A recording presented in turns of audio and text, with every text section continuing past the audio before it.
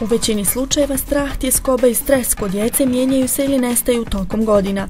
Uzroci nekada mogu biti vanjski, poput problema u školi, promjene u porodici ili svađe s prijateljima. Iako je stres dio odrastanja, o njemu valja voditi računa uvijek, a ne samo sada kada je najizraženiji.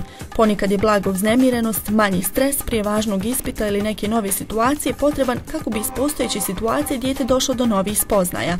Manje intenzivan stres je obično prisutan i u procesu učenja svake nove vještine i sličnim situacijama. Takva blaga uznemirenost koja pokreće dijete može biti iskorištena za dodatno motiviranje i predviđanje novih postignuća. Stres se opisuje kao psihološka i fiziološka reakcija tijela na neku situaciju koju smatramo da je opasna ili prijeteća po nas. Dob nije direktno vezana za ove reakcije na stres, međutim ono što se nama odraslima može činiti kao nešto nevažno u stvari može biti vrlo stresno za dijete.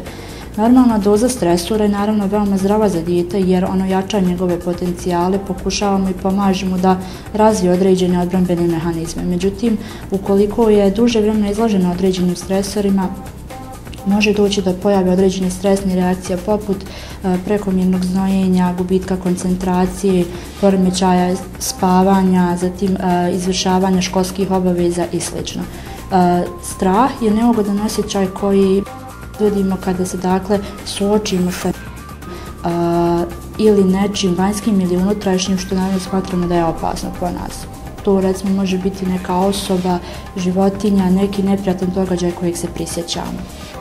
U stanjima straha osoba se i svjesno i nesvjesno pokušava da stavi u situaciju da se pripremi ili za borbu ili za bijeg. Ono što je važno pomenuti je da su većina i strahova i stresova koje djeca prolaze kroz svoj razvoj su u stvari prolaznog karaktera i vrlo lako se mogu riješiti bez pomoći stručnih.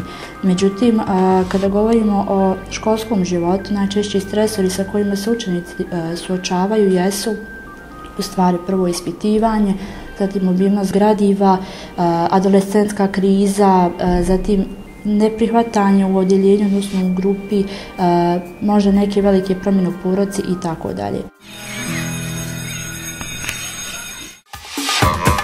Vannastavne aktivnosti pomažu učenicima da prošire znanje iz oblasti nauke, tehnike, umjetnosti, zabave, rekreacije i pripremaju učenika za društveni život i rad.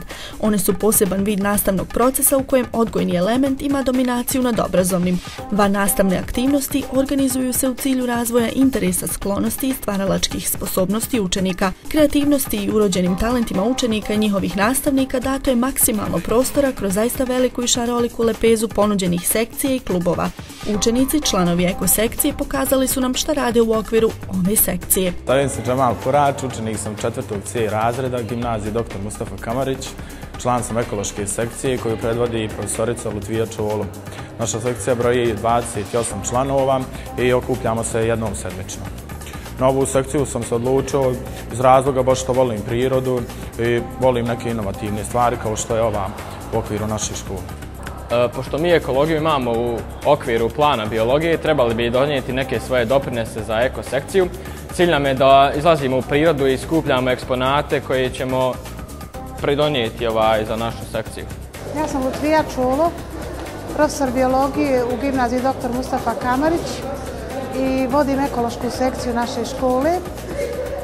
Kao što su učenici rekli, sekcija je veoma brojna i imamo kontinuirani program saradnje i sa lokalnom zajednicom izvan okvira. Osim lokalne zajednice imamo trenutno u toku je realizacija državnog takmičenja iz oblasti ekologija i energija. Ekologija i energija u smislu zapošljavanja mladih i mi smo se odazvali i očekujemo vodič i upute za kako da realizujemo taj program.